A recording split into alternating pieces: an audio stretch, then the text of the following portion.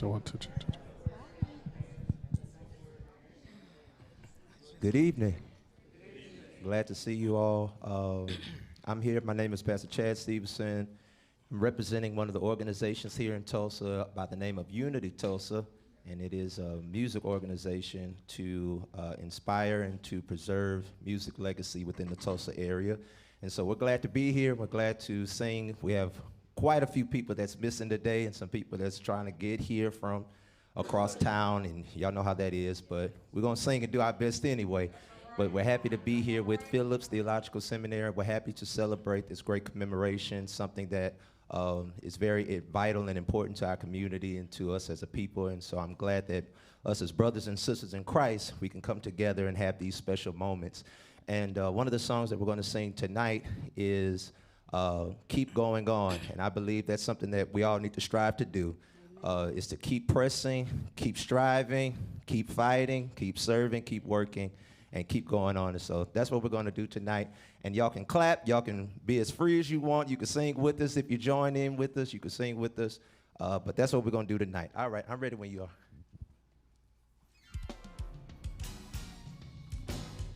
All right. You clap your hands right here.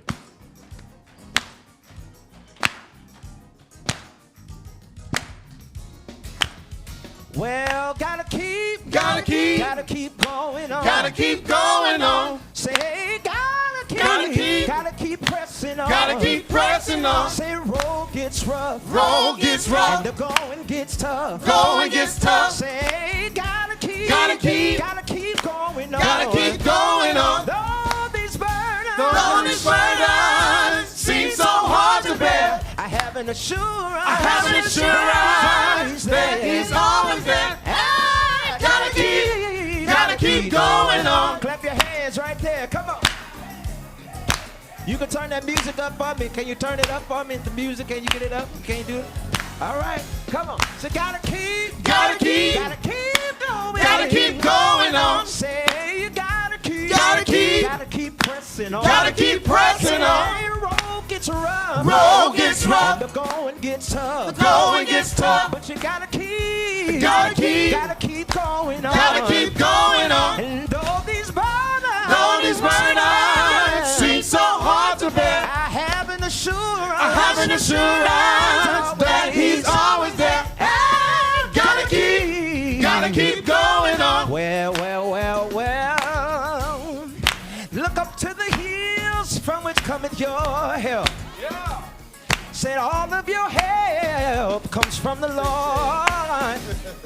And when you're weak, the Bible said you're strong. And that's the reason we gotta keep going on. Though these burdens seem so hard to bear, I have an assurance that He's always there. Gotta keep going on.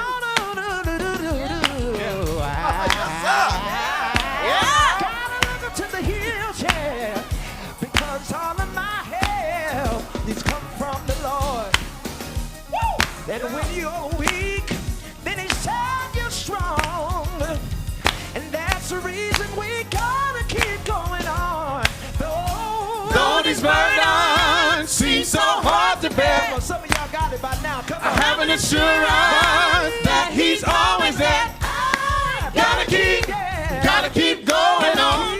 Gotta keep going on. Say, gotta keep going on. Gotta keep going on. No matter how hard it gets, I gotta keep going on. I gotta keep going on. No matter what it feels like, I gotta keep going on. I gotta keep going on. To keep going on. I keep going on. Keep going on. I keep going on. To keep going on. I keep going on. To keep going on. I keep going on. Say, Lord, I pray. Keep going on. Toward the mark. Keep going on. Of the prize of the high calling. Keep going on. I got to keep on going. Keep going on. To keep going on. Keep going on. Through recession. Keep going on. Through oppression. Keep going on. Through the pressure of life. Keep going on. I got to keep on going. Keep going on. I got to keep on going. Keep going on. I got to keep on going. Keep going on. I got to keep on going. Keep going on. Clap your hands. If you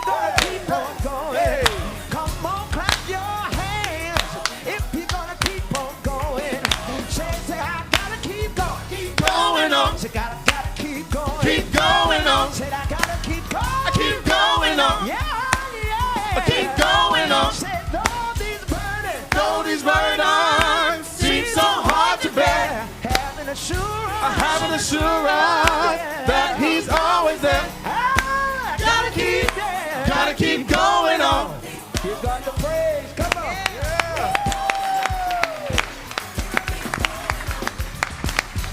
Yeah. Gotta keep going on. Gotta keep going. You can cut that. Gotta keep going on. Hallelujah. We're gonna sing one more. We out of here. To encourage y'all to lift you up. We have to press, and it takes faith to press. It takes trust and press. It takes community, one with another, that we can hold on to each other's arms and hold on to each other's hand and walk through it together. And if you walk through it together, you can make it through anything. We're living in some very dark times, tumultuous times, but I'm so happy that for many of us who believe, for many of us who are striving, we have a light that cannot be contained. Yes. It cannot be destroyed. Yeah. It cannot be hidden. It's a light that shines. Yes. And some of y'all grew up in churches and had Sunday school departments and youth events and children's events, and they might have taught you a song like "This Little Light of Mine." I thought some of y'all would say, not everybody, but some of y'all. Some of y'all too quiet. This little light of mine, I'm gonna let it shine. Yeah, let it shine, let it shine. Let it shine. And when light is shining, darkness can't have its way. That's right. Darkness can only go so far. So continue to let your light shine and continue to be that shining light. We're gonna try to do it. Is that as loud as it goes tonight? Is that as loud as it goes? All right. We're going to do Lighthouse, and we're going to get out your way.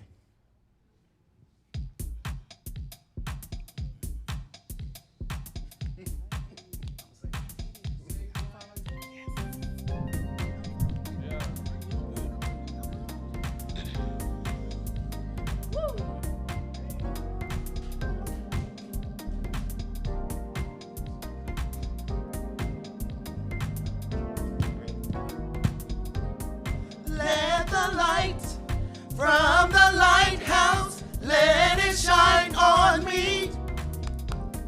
Let the light from the lighthouse, let it shine on me.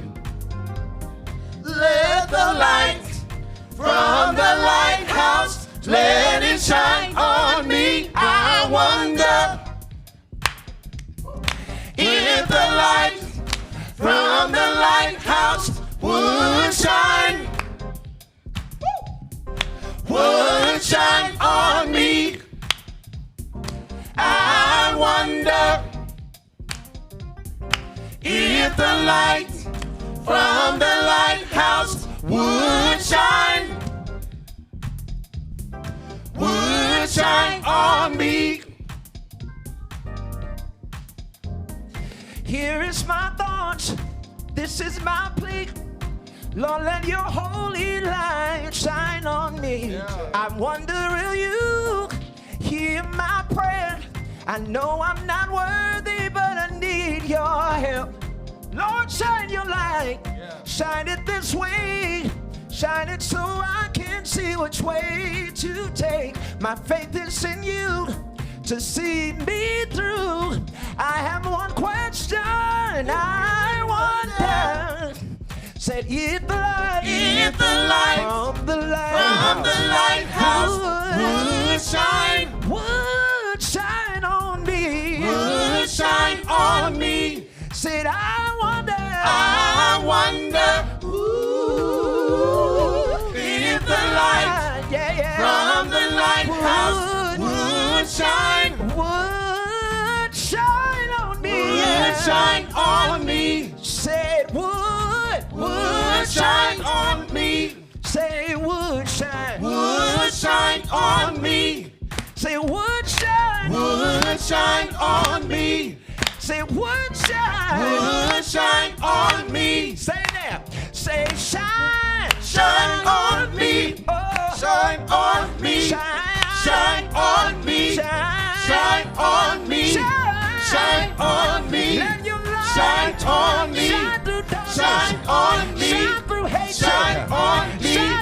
Shine on me. Shine on me. Shine on me. Shine on me. Shine on me. Shine on me. Shine on me. Shine on me. I wonder if the light from the lighthouse would shine on me. Would shine on me. I wonder. Ooh. God bless you. Thank you for having it.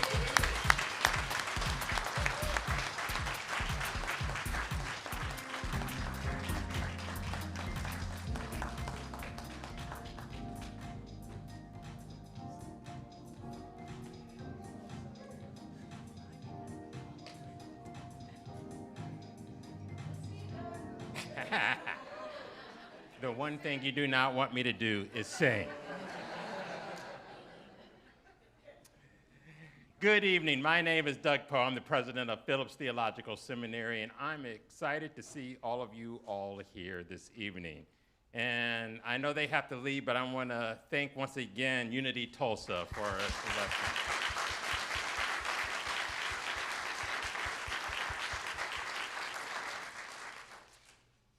Each year, this event calls us back to the history of the Tulsa Race Massacre, not simply to remember, but to examine what the history demands of us at the intersection of race, religion, and justice. Phillips Theological Seminary has been rooted in Oklahoma and this broader community since 1906, shaped by a commitment to developing leaders for social impact and spiritual impact. We offer 4 master's degrees, 2 of which are the Master of Divinity and a Doctor of Ministry degree, and we welcome students from all over the country. Through our Center for Ministry and Lay Training, we provide a certificate in pastoral ministry. We have continuing education for clergy and leadership development for lay people. We're affiliated with the Christian Disciples Church, but we are proudly ecumenical. Phillips draws students from many traditions who share a calling to lead with integrity, courage, and passion. If you feel so moved, please support this event and our other public events this evening. You have an envelope and a card, and there's a QR code, or you can just put money in the envelope. We'll take it that way also. And the QR code for those of you virtually is also online for you. We appreciate your generosity as you help us support these type of events that we're doing.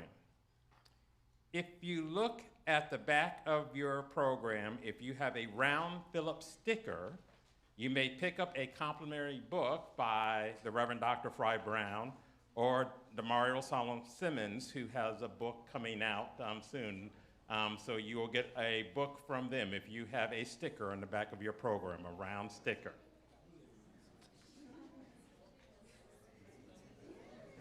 Everybody's looking for the sticker. As you look for the sticker, we are joined by some exceptional community leaders who you're going to hear from shortly and scholars who carry this work forward every day. And we are privileged this year to host one of my favorite people, my professor, the Reverend Dr. Teresa L. Fry Brown.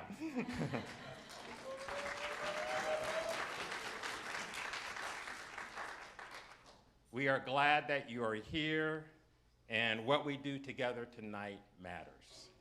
Coming up now for our prayer is the Reverend Eric.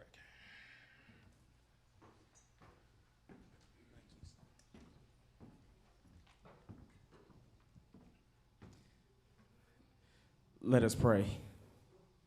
To the God of O.W. Gurley, J.B. Stratford, John and Lula Williams, Viola Fletcher, Mother Randall, and Hughes Van Ellis. To the God of justice and truth, we gather in this place mindful that we stand on sacred and scarred ground. In Tulsa, where history still speaks, we remember the lives, the legacy, and the loss of Greenwood. And yet we refuse to look away. Our prayer is that you disturb us, O God. Disturb us where we have grown comfortable with silence, where we have accepted incomplete truths, where we have separated faith from justice.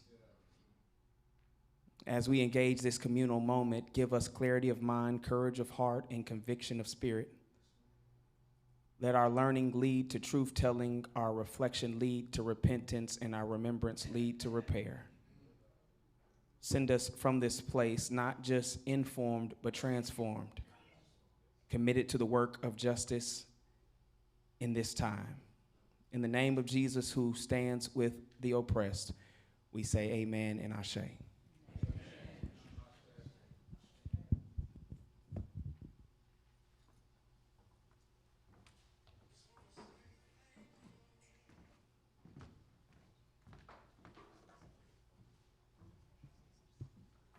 Good evening. Oh, that's not going to work. I'm Dr. Lisa Davison, the Johnny Ergel Cadjo Professor of Hebrew Bible and the Vice President of Academic Affairs and Dean here at Phillips Theological Seminary. We all know that justice work is best done in community. Tonight, it is my privilege to welcome to the stage 4 voices who have dedicated their lives to truth, justice, and the ongoing work of reckoning with the legacy of the Tulsa Race Massacre. As I call your name, please come forward and take a seat, and then they will each speak in turn. Vanessa Adams Harris, Outreach and Alliance Director with the John Hope Franklin Center for Reconciliation.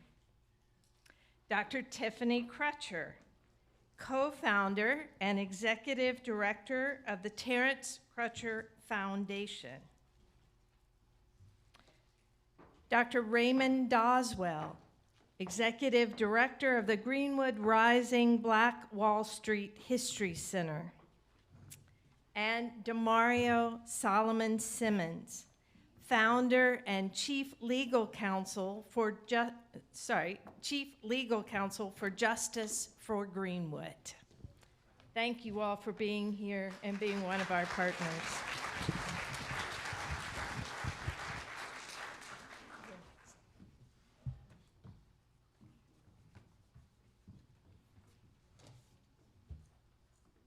Thank you, Dr. Davison. Greetings.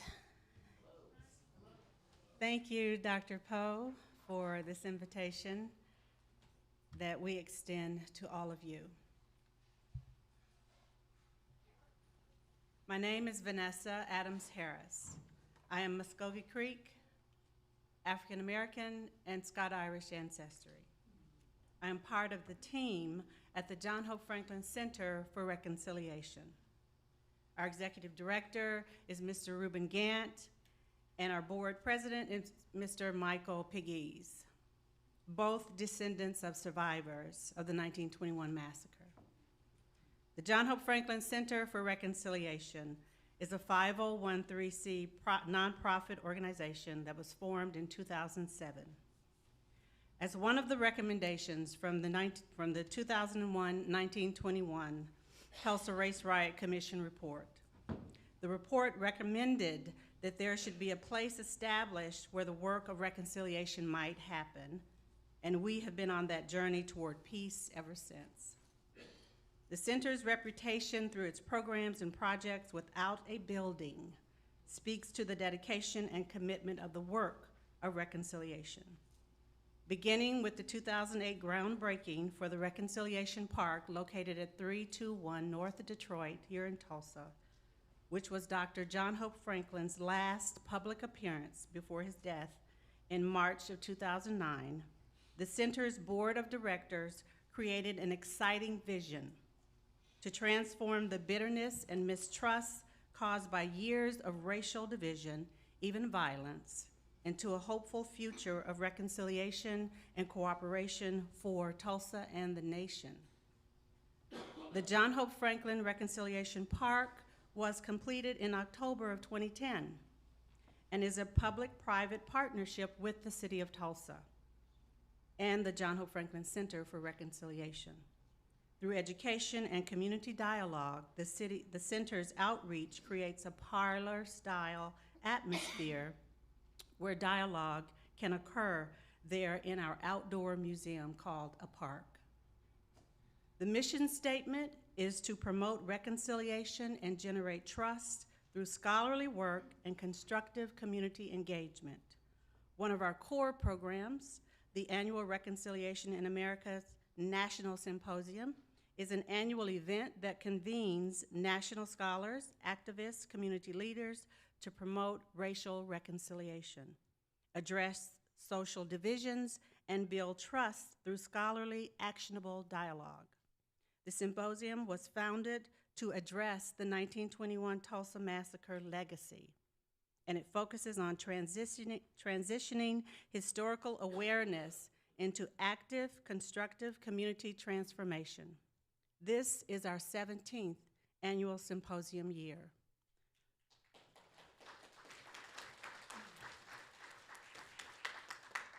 And this year's theme is Land of Hope, the Promise and Politics of Native Lands. Our vision is to transform society's division into social harmony, and our Dinner of Reconciliation guides us toward that goal. This year, our 15th annual dinner, which is a community event designed to foster racial harmony, healing, and understanding, bringing together Tulsans from all parts of the city for a meal and a conversation, always grappling with historical divisions and fostering relationships to build a unified community. We are with the community to listen, to learn, and to act to make a difference through reconciliation. Greetings and welcome.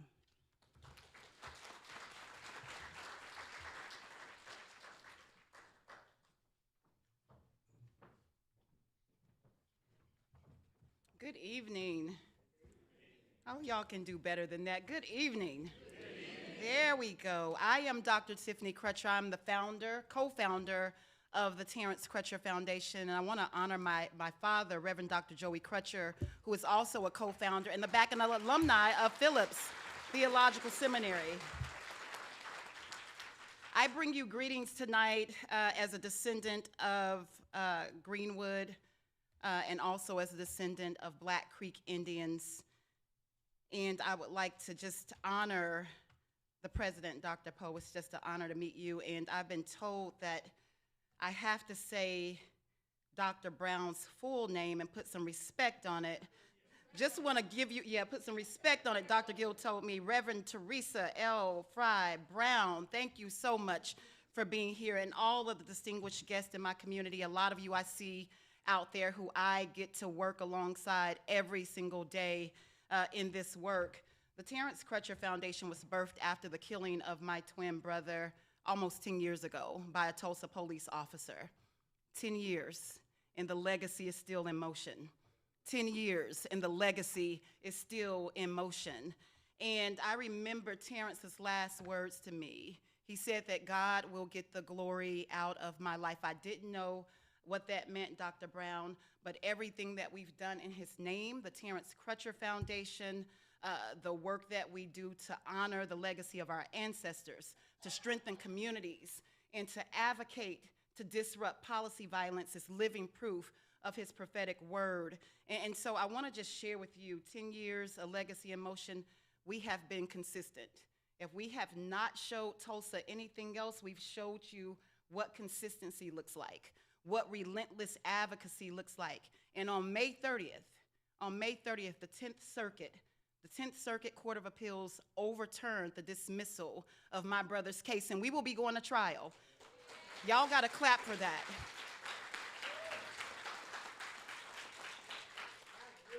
Yeah, yes. And so God is so faithful. He's so good.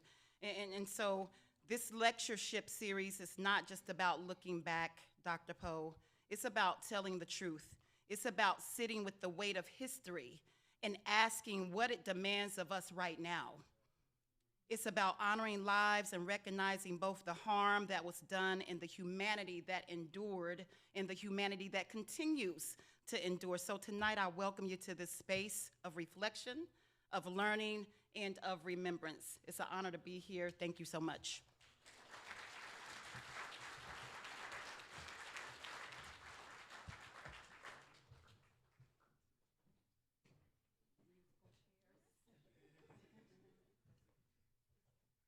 Well, good evening, and welcome. Thank you all for this opportunity. Thank you to Phillips Seminary. I'm appreciative of being part of this esteemed dais here, and very grateful for the work that you all are doing. I'm Raymond Doswell with Greenwood Rising, Black Wall Street History Center, celebrating its 5th anniversary this year. Thank you. We've done our best to live up to our mission of educating the community as well as the world about the history of Greenwood in whole, not just the Tulsa Race Massacre, but Greenwood's legacy as part of understanding our American story. In the 5 years, we've welcomed, we estimate, about 170,000 visitors to the space. That includes 8,000 Tulsa Public School students in that time, close to 500 Tulsa Police Academy cadets, as well as a large group from Wichita, Kansas, as well, Police Academy cadets. And so, just to name a few different varied groups that come and want to learn and understand the history of Greenwood and its impact on the American story. Again, thank you to Phillips Seminary, and congratulations on this wonderful space. This is my first event here in the space, so I know that there's a lot of hard work went into pulling this together. A few very quick announcements, and forgive the shameless plugs, but we're very grateful too for our speaker today, but our artists as well, and we've enjoyed your work very much. He will be at the History Center tomorrow evening around 6 o'clock for an artist talk. With one of our board members and art historian, John Lawrence. So if you're so inclined, please come down in the History Center tomorrow with some light refreshments, and we'll get to hear Mr. Suber explain some of his wonderful artwork there, so please come. But we're also blessed today to have a special guest that we've invited to come down for the program, and she will be doing a book signing the next day on Wednesday night, to talk about the history from a very interesting perspective. And so please welcome Dr. Leslie Stratford, who is the great-great-granddaughter of J.B. Stratford, one of the founders of Black Wall Street.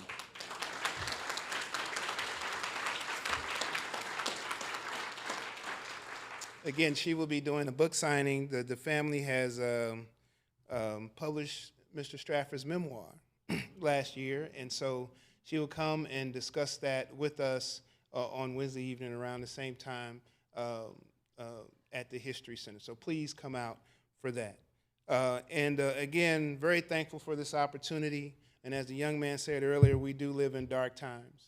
I appreciate especially all the references to wanting to understand the truth. And we're certainly trying to, at Greenwood Rising, hit that head on. I've been learning about Ephesians 6:14, all right? Stand firm, then, with the belt of truth. Buckle around your waist with the breastplate of righteousness. And the dark times have been happening for a little while, and we are trying to keep the word out about understanding certainly the truth about Greenwood's history, and which unfortunately, or fortunately, it also sheds a light on the broader American story, which is a story here in the 250th anniversary of America, not always pretty, but there's a sense of resiliency and steadfastness that this community has exhibited to the rest of the world. So I appreciate the work that's being done to continue to showcase that, and this opportunity to talk about these issues here tonight, and the great leadership that Phillips Seminary allows for us to be able to do this. Thank you, and welcome.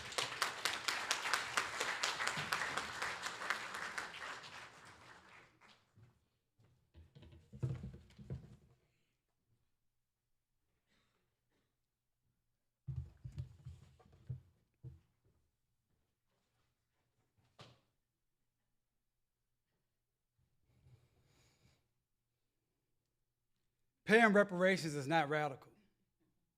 Refusing to pay what you know you owe, that's radical. I'm attorney Demario Solomon Simmons. Law is my ministry, and justice is my passion. I'm a son of Greenwood. I'm also a Muskogee Creek Indian. And for the last almost 30 years, I've been fighting on behalf of the survivors and descendants of the Tulsa Race Massacre for truth, justice, and reparations. I'm excited to be here. I thank this panel that I'm on, all these wonderful folks doing great work in our community. Very thankful for Dr. Poe for inviting me, my frat brother, Brother Ulysses Allen, my frat brother, Dr. Carter. I appreciate you guys getting me here. There you go, Ulysses. I got an early flight in the morning, but they made me here, so I'm excited to be here. Listen, as we said, this is a very dark time. But I think it's also a great opportunity for us because the scales have been taken away from our eyes of what we're dealing with. And we have to meet it head on. And we talked a little bit about, we invoked the name of J.B. Stratford, and we have to do like those black men and women did in Greenwood at that time, when they stood strong to save the life of Dick Rowland, a 19-year-old shoeshine boy. He was not an important person in Greenwood, but he was a member of the Greenwood community. And the number one issue that Greenwood, the number one thing about Greenwood that people don't understand, it is the greatest love story. Because these men like J.B. Stratford, who was one of the richest black men in America, put everything on the line to protect the life of a shoeshine boy because they loved him, because Greenwood was about community love. And that is the work that we do at Justice for Greenwood. The reason I started this organization is for us to be able to bring that community love from one another, but then also to make sure that we can advocate steadfastly for justice and reparations. I've had the great pleasure of representing a lot of survivors, and now we have one living survivor. One living survivor, Mother Leslie Benefield Randall, 111 years old.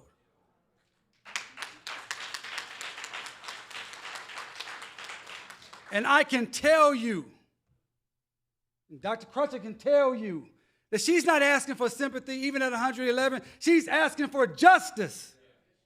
Justice meaning land back, wealth back, opportunity back, not for herself, not just for her family, but for the Greenwood community. And justice will mean there's a redistribution of power that was stolen from the Greenwood community, not just by the massacre, but also by urban renewal. That is why we do this work. That is why I wrote my book, Redeem a Nation, so we can have a blueprint of how do we reclaim what was taken from us. Because Greenwood is not a unique situation. Black massacres happen all over this country. What makes Greenwood unique is the size, scope, and scale of what happened. Let's remember that. And as we get ready to commemorate the 105th anniversary of the massacre, and we will commemorate that, but I also want you to remember that this year is also the 120th anniversary of the birth of Greenwood, and we must celebrate that. So let me sit down so we can get to the keynote speaker. I just want to say thank Phillips for this opportunity. Thank you for supporting my book. Thank you for supporting Justice for Greenwood. I encourage all of you to go to redeemanation.com and join us. We have a Greenwood 11,000 campaign. There's about 11,000 black residents of Greenwood, and we're looking for 11,000 people of all shades and colors to come together and help us advocate for Mother Randall, because she's here and she still needs justice. She still needs reparations. Justice for Greenwood. Justice for Greenwood. Justice for Greenwood.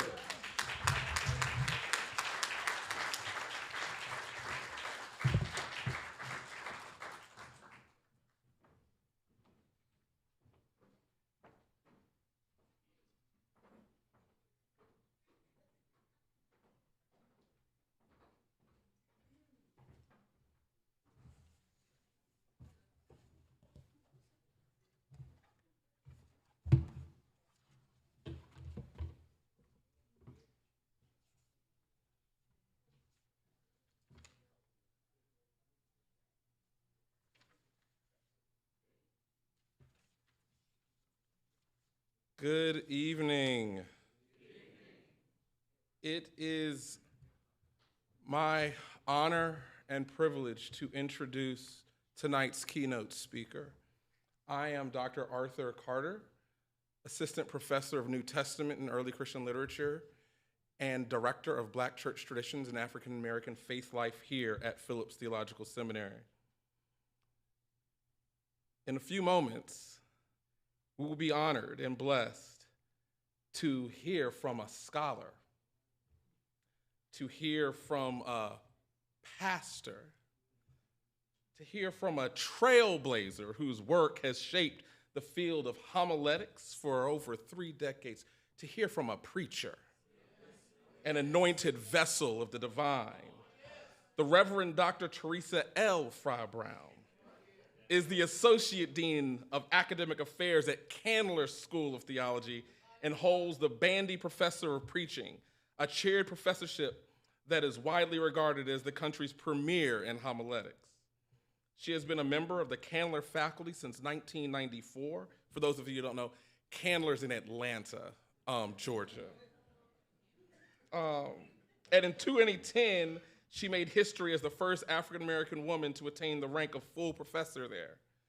In 2014, her students honored her as Faculty Person of the Year. A former speech pathologist, Dr. Fry Brown brings a uniquely embodied understanding of voice and proclamation to her scholarship and to her preaching. Her research spans homiletics, womanism, womanist ethics, socio-cultural transformation, and African-American spiritual and diaspora history. She's the author of 5 monographs and contributed to more than a dozen additional books and articles, among them Weary Throats and New Song, Black Women Proclaiming God's Word, Can a Sister Get a Little Help? Advice and Encouragement for Black Women in Ministry, and Delivering the Sermon, Voice, Body, and Animation and Proclamation. Ordained in the African Methodist Episcopal Church, Dr. Fry Brown has served the denomination as historiographer, executive director of research and scholarship, and editor of the AME Review. She is vice chair of the AME General Officers Council and convened the inaugural AME Scholars Convocation in 2018. Her leadership extends across the Academy of Homiletics, AAR, where she serves at the Academy of Homiletics, where she serves as the second vice president, and at the AAR, the American Academy of Religion, where she co-chairs the Womanist Approaches to Society and Religion group. Phillips is proud to welcome her today. Tulsa is honored to welcome her here today. So please join me in receiving and preparing your hearts, minds, and spirits to be blessed by the Reverend Dr. Teresa L. Fry Brown.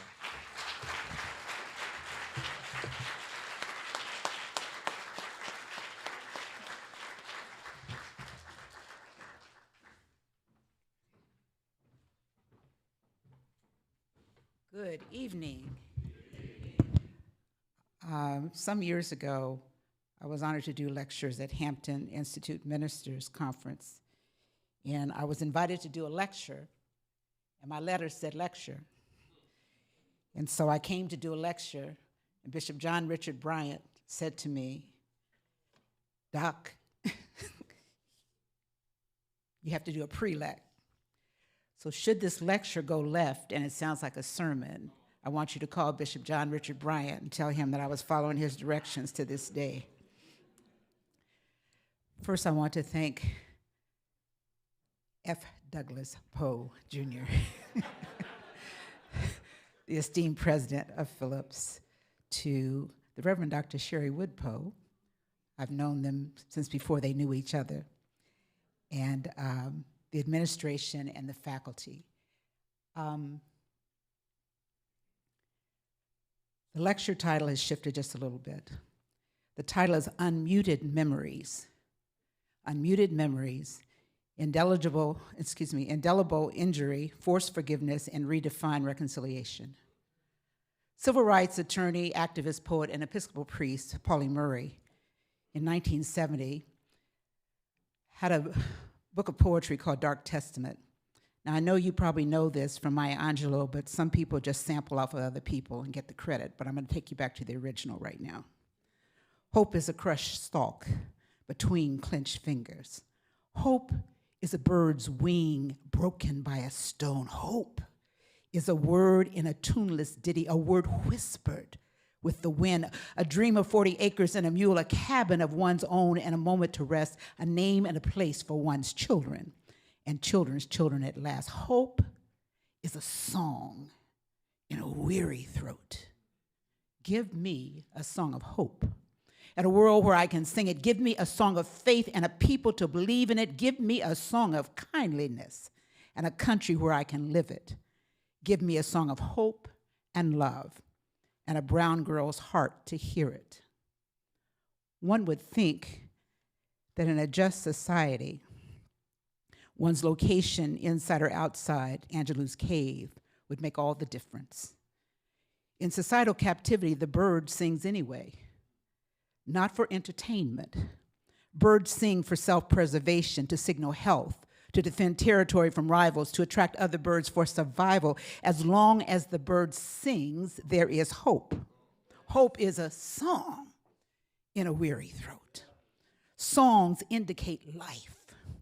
The ordering of tones and sounds in succession, meaning-making, sounds that you respond to even in utero, the combination of temporal relationships, having unity and continuity. Music literally changes the brain, helps people regulate their emotions, to create a feeling of cohesion and social connectedness, to connect with others, a sense of well-being, to improve memory, to help alleviate pain, to boost the task of endurance, to lighten your mood, to improve your mental health, your alertness, your memory, your concentration, to stave off fatigue and improve your response to pain. Why do you think we sing? Communication through words and songs and signing and dance and painting and created projects and molding and sewing and cooking. We inform others of our thoughts and our beliefs and our hopes and our dreams. So this lecture is grounded in the words of Harlem Renaissance anthropologist, my muse Zora Neale Hurston. If you are silent about your pain, they will kill you. If you are silent about your pain, if you are silent about your pain, they will kill you and say you enjoyed it. Is that not 2026 America? Sociologist Patricia Hill Collins says that our social location is the point from which we engage our intellectual activism that shapes the themes. So I begin this presentation with my particular social location, the phenomenological grounding. I'm a 75-year-old African diaspora woman, a chair tenure professor, associate academic dean at a Research One university in the South. And the reality is that less than 5% of all PhDs conferred belong to Black people. 67% of those are Black women. Retired historiographer, an itinerant elder in a 210-year-old Black denomination founded due to racial practices. Professor, teacher, activist, mentor. Doctoral work on social transformation, working with Vincent Harding, the leader of the Albany movement, the speechwriter for Martin King's Vietnam speech, and the organizer of the King Center. My ancestors are of the diaspora, taken from West Africa, not in 1619, but beginning in 1441 through 1501 by mercenary Christians bent on attacking the Muslims and the 20% of those that had African roots. They endured the Middle Passage as cargo culture, in the words of Charles Long. To build the economy of Portugal and Spain, they were traded for gold and spices and later labor. Tethered by the umbilical cord of 400 years of the 1619, the 20 persons that landed in Jamestown on a ship called Jesus Christ. Born to a people that, despite Northern American enslavement, were creators of a rich syncretistic worship experience. The Hush Harbor, Invisible Church, Laughing Barrel folklore, Mother Wit, steal away only people in history to ever have a law to forbid them to read and write. Lynched down by the riverside by people that just read the King James Bible. Transitioning to balconies and Negro-only seating and seating areas. Yet, my profession of faith is steeped in Christian ethics. My foreparents believe the Spirit of the Lord is upon me. Because he has anointed me to preach the good news to the poor, he has sent me to proclaim the release of captives and recover sight to the blind, to set free those who are oppressed, and to proclaim the year of the Lord's favor. The cognitive dissonance for me, however, is that Christianity is sometimes used to kill more people than the people that profess nor faith. My ancestors taught us to ask questions, to interrogate text and the textures of life, to have an inquisitive re-memory. They taught us to think for ourselves and to bathe our souls in knowledge and to memorize life lessons and to interrogate anything around us. This lecture will focus on a counter-narrative. We need a counter-narrative in times like these to get over the Sharpie silencing, the erasure of history, the banning of books, the denigration of values of education, the muting of memories through the exploration of indelible injury, forced forgiveness, and redefined reconciliation. The possibilities of unmuting, expressing, voicing our pain comes from the precious and collective memories that we hold. In another lifetime, I was a speech pathologist. I taught neurology and anatomy and endocrinology and physiology to burgeoning speech pathologists.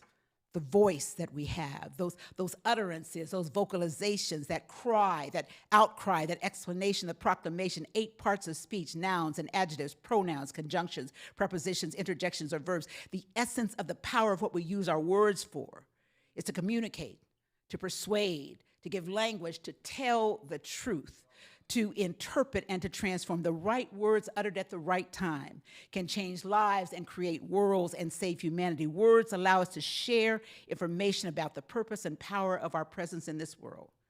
But contemporarily, our ears are assaulted daily by words that are death-dealing rather than affirming. Political campaign speeches that vilify any and everybody, biased words about them and whoever they are, words floating in cyberspace, bombarded by murmuring and complaining and critiquing and whining and cursing and gossiping and ugly, dehumanizing words, denigrating words to erase somebody's history, off-the-cuff words to assault one's reputation, joking words to assassinate character, and talking over rather than listening to people. Codified language, euphemisms, secret meaning, hidden agendas, exclusionary linguistics, words objectify and thingify and analyze and signify and disqualify others. While the average adult vocabulary is estimated to be between 20,000 and 60,000 words, some of us have too few words. 1,600 is one of those places. Some of us use wrong words for wrong reasons. I've been counting, it's probably about 50 words. Some of us had too few words. Some use the wrong words for the wrong reasons. We speak and type and text and classify ourselves and others with our words, and we let our thoughts be known. The human brain has a capacity to have 2.5 million gigabytes of information, depending on one's age and education and health. But why are we supporting someone that has none of that? What's your contract? You said year to year, didn't you? I'm just getting started. The human brain becomes important because we have to think about our memory, that activity, where the activity that lets us know what our choice of words are and how we shape our stories. Memories, that information that we remember, the length of time since the memory was formed, the strength of the memory, the individual differences to process and recall, the sensory memory, the short-term memory, the long-term memory, the explicit memory, the implicit memory, the flashbulb memory. It's surprising how much information we can store when we try. Memory should be dynamic. History, however, sometimes becomes static. It is estimated that people forget about 50% of the information they acquire within the first hour of learning it, and about 70% forget within a day. But rememory is essential for us. Rememory is personal, it's painful, it's complex, it's powerful, it's uniting, it's redemptive, it's narrative and meta-narrative. W.E.B. Du Bois said, we have to have a counter-memory, a reconstructive strategy, not forgetting, feigning some kind of ignorance, but not forgetting, but being able to challenge supremacy, challenge the images that denigrate and asphyxiate us, reconstruction of history when people try to take it away from you, disrupting the ignorance and the invisibility that people try to foster on us. Remembering and forgetting starts with the local, immediate, and personal.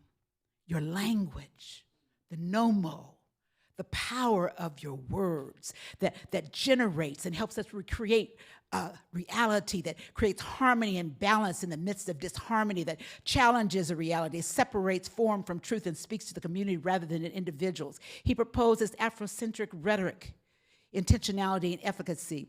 We need a rhetoric of community, where we have communal deliberation, where we have discourse, not talking past each other. We have action. The purpose is to bring good to the community, and that begins by stop having one person represent the community.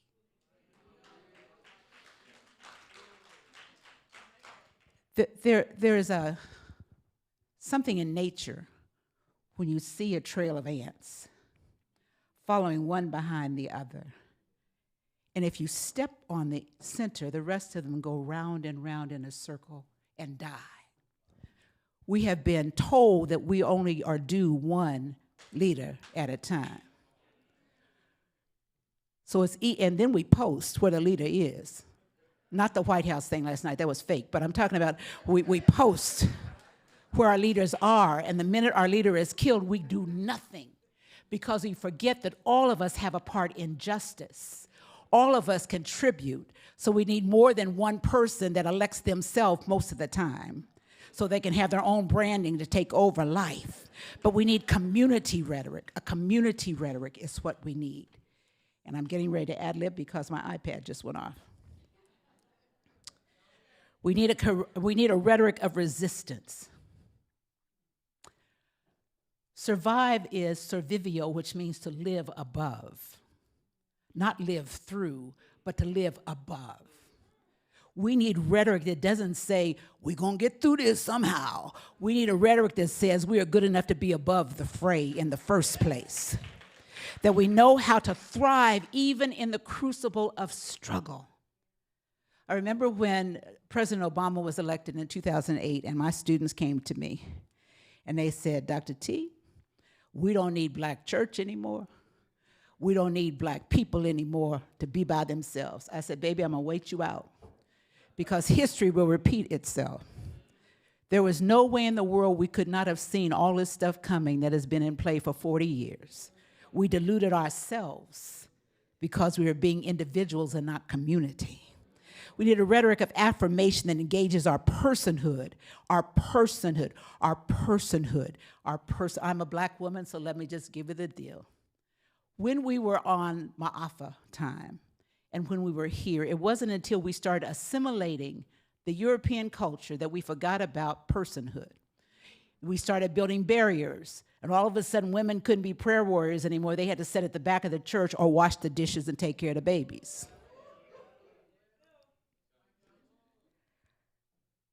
Okay, let me get on. I went into my preacher mode real quick. I'm pulling back out the preacher mode. Let me get back out of the preacher mode. And a rhetoric of possibility, which means we learn how to share information and not we act like we're the only ones that have the information. That we begin to research and read and read and read and stop being ahistorical. We cannot be historical just when something happens in our community. We need to know all the history. I say to people that I don't know why people started freaking out because whoever's in Washington, I deign not say his name because I speak things as if they are not. When people started getting upset when they said you didn't know your history, and I said, what happened to us telling our own history to our own children? When did we give our history over to somebody else to tell it? When did we stop writing and reading books? When would we walk away from oral culture in the first place? So I said, why are you upset? Do you even have a book in your house? Or all you're doing is scrolling and doing social media? People can't take what you have unless you give it to them freely. Tashake Shangai said, somebody almost ran off with all my stuff, and I gave it to them. All right. I do not know why see? Somebody told me to ad-lib, and I'm doing it. And so we go to indelible injury, the insidious, indelible concept of race that did not exist until the mid-late 16th century. And then in the 17th century, anthropologists started attributing shapes and melanin and body attributes as how to separate people. And then they separated people to free whites, all other persons, and the enslaved. Racism, that supremacy-based belief that some people are superior to others. The systematic domination and exploitation that requires power enforced to be enforced. The power we know in this country does not look like me. It's to justify a way that oppressors can practice scapegoating and blaming a targeted group for various problems. Globally, it's about privilege, where whites are allowed to exploit people's bodies and lands and resources. It is about deliberately changing names, separating families, erasing and reframing history, destroying homes and neighborhoods, exiling, deporting dissidents, killing the boys and raping the women, leaving people to starve, denigrating people's faith, castigating their language, and then silencing the distractors. Charles Mills says in The Racial Contract that there's something called ethnocentrism, where one views their own racial ethnic group as moral and cultural centers of all things. It's a hegemonic ideas, that one decides that they are the gold standard and everybody else should bow down to them, that they are universally right, that whiteness remains unseen and unnamed, that they protect themselves from being attacked. John Winthrop, the church is guilty. John Winthrop, 1630, a model of Christian charity, called the United States a city set on a hill. And from that perspective, that means everything else had to bow down to those people, John Hancock, Samuel Adams, John Adams, Robert Payne, Eldridge Gary, and all the others who were Christians, borrowing from John Locke, when they lied and said, we hold these truths to be self-evident, that all men are created equal, that they are endowed by their Creator with certain unalienable rights, that among them are life, liberty, and the pursuit of happiness, did not apply to 3/5 of the black men, and there were no mention of women. So let me just pause for the cause right here. I'm amazed when people forget that this was not about race at that time. It was about property. It's about money and property. About money and property. And it's still about money and property. Or we wouldn't have to talk about urban renewal cutting up cities. It means that when that term white appeared in the late 1600s, that people began to claim their race on census, but it was always about boundaries, and even the one-drop rule that was in the 19th century United States, it was always about blood and keeping other people out. And it enforced the domination that took place. By the time we get to the lie that Abraham Lincoln wanted us to be emancipated, no, Abraham Lincoln was trying to save the Union. He was never the great emancipator. He was never the great, let me say that again. He was never the great emancipator. So maybe that's why all President's Day should be one day, because all of them were slaveholders in the first place. Okay.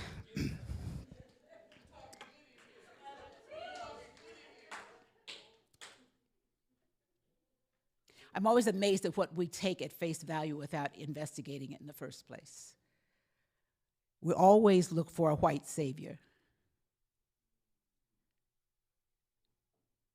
But they're not coming. All we have is us. The 1900s gave us this exceptionalism that grew into nationalism that we face right now.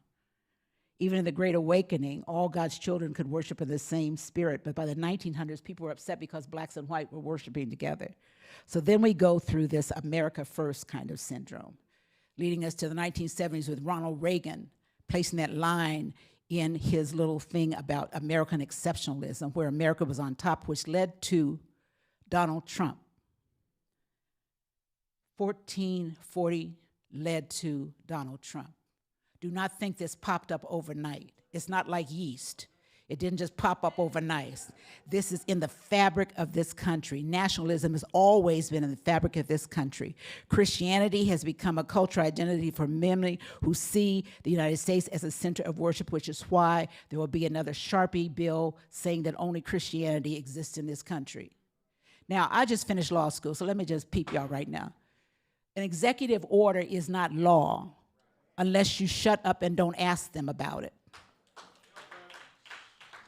All of those things that were happening, people just started, what we gonna do now? It is not law, unless, of course, you bought Congress, which is a whole nother issue. Please understand that even the Klan was founded in the church. The Klan was founded in the basement of it wasn't United Methodist then, a Methodist Episcopal church in 1865 by educated white males that were upset that they came back from the war and didn't have their property. And so this became the foundation and the encroachment on where we are.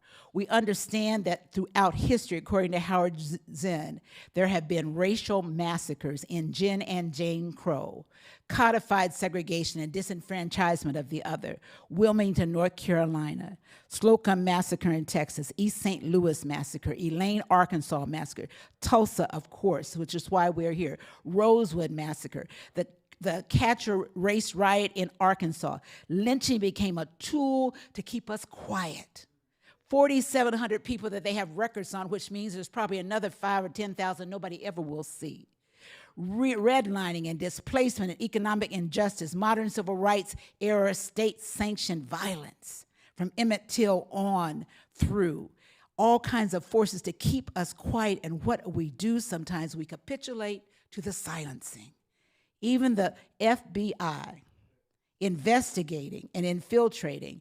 So I always think it's very important right now that they have the nerve to say that the Southern Law Agency infiltrated the Klan. Do I look like I could infiltrate the Klan? Anyway, the crack epidemic and mass incarceration, police brutality, modern day lynching, and now even health disparities. One of the things that I studied was healthcare law. Black women are 3 to 6 times more likely to die in childcare because they think that we don't know pain. And they will give us psychotropics before they'll try to see what's wrong with us.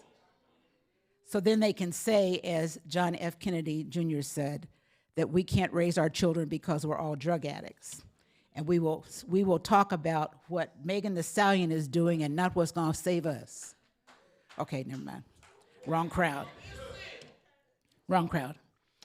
Bell Hooks says in Teaching Community, sometimes people try to destroy you precisely because they recognize your power, not because they don't see it, but because they see it and they don't want it to exist. Ask the 500,000 Black women who just lost jobs. Ask the 500,000 Black men who just lost jobs. Ask me when I go to my school every day when people will circumvent me because I'm a Black woman with power. They're not ready. People will stop you because they want to be you. They will stop you because they didn't study, but you did, but they want to keep you blocked out. And so you can't sit on your thumbs and let that continue to happen. You have to speak up. Stop the muting and the silencing and the human capacity for death and destruction over others. It is not new. These couching excuses of body counts and land acquisition and complicity eraser of the other while mounting that they pray and the Prince of Peace told them that they're the ones that are supposed to be in charge. Think about the amount of cultural erasure that happens every day, where people suppress cultural practices and beliefs and identity through laws and process and names and imprison and ethnic cleansing. We have been doing ethnic cleansing here, didn't just start with a deportation. Ask the Native people, the praying villages, where they took children from their parents and cut their hair and put them in European type because they said the mothers couldn't take care of them. Ask the Black women who couldn't suckle their own babies and raise everybody else's baby, whose babies died of malnutrition while they're giving their milk to white babies. Ethnic cleansing is not over there, it is here continually. We have to not be complicit by letting things go on with our silence. Neutering of people in the judicial system, obliterating healthcare research, controlling learning at all levels. How many of us are participating in cultural imperialism, where we get rid of our values because we're ashamed of our own ethnicity? We're ashamed of our own race, that we would rather capitulate to get into a status, to get into a job instead of bringing somebody behind us. Too many people get in a job and lock the door because they like being the only one. The only one. I've sat in too many rooms where somebody's being evaluated for a job and somebody would say, we only need one. So my job is to help them take over. All right, and I'm doing that. How many of us are doing objectification of other people? Act like the person is known only for their attributes and not for the person that they are. How many are guilty of linguistic lynching? Linguistic lynching is something I started writing about some years ago. It's used oral and written language to obliterate somebody else's identity. It means that it's to destroy what your fit might be. It means that language and representation are wiped out and racism is so palpable because nobody wants to speak the language that they are. It's the obvious bigotry of names and labeling. The color symbolism of black, everything black is evil and everything white is good. It's a representation of particular perspectives. It's passive terms like leave our country, go back to your country, or we don't know your story. It's the politics weighed with risk and disadvantage and loaded words like uncivilized and primitive and qualified adjectives of you're well-dressed or you're very bright for your age. You speak very well for a black person. I wouldn't have known your race if you hadn't told me. You're a bright child. Does your mother work? I have a 43-year-old. And I was a single mother when she was 5, living in Denver, Colorado. And so the school system decided to test my child. I was at a PhD program at the time. Decided to test my child. So she tested off the charts. They gave her a full scholarship that cost more than my PhD program, but they never asked me what I did. Their reasoning for giving her the scholarship is because I was a single mother, and they said that she wouldn't make it because I was a single black mother. So I let her go to the private school for 6 years. And when I got ready to move to Atlanta, I went to the school, and they said, why is she leaving? I said, I have a job. You have a job where? They thought I was going to, go to Atlanta and wait tables or something. I said, I have a job. Where do you have a job? I said, at Emory University. What are you going to do there? They thought I was going to facilities maintenance. I said, no, I'm a professor. You never told us. I said, you never asked. You assumed that because of what I represented in your life, that my baby was going to fail. So they went from that to accusing her of cheating all the time because she could read when she was 3. We're still facing those kinds of ideas and those stereotypes, and some of us perpetrate them ourselves. How many of us will call for a pediatrician saying that a child is special or on the spectrum because they can do something nobody expects them to do? We have to watch those kinds of things. And the exclusionary language that we use that deny the full personhood of women, children, elders, LGBTQI plus people, the poor, the houseless, the disabled, and in particular, that we don't want to be around them, that DEI was not just about black and brown people, but we keep on acting like it was. We don't understand that even parental leave was because of DEI, that some white women would not have jobs if it wasn't for DEI. But they were the ones that at my school were wiping it out. But anyway. We have to be aware of the moral injury, the trauma that we set up for people, the people that we omit because of the way we want to play it safe, the moral injury, the behavioral, the psychological, and the social, and sometimes spiritual aftermath of all these events that we're going through right now. The trauma associated that leaves us angry and sad and with survivor's guilt and disassociation. The trauma, the PTSD, as Lee Butler would say, that leaves us when we hear words and images, we're afraid to get up in the morning and afraid to go to bed at night. The othering that keeps on pointing us away from being community. As a woman of faith, I find that we have to be aware that all the things happening this past year and a half were seeded years and years ago. That the trauma can only stop when we open our mouths and say something. We cannot wait till the next election. We cannot wait until somebody dies. He ain't going no place. He ain't going no place.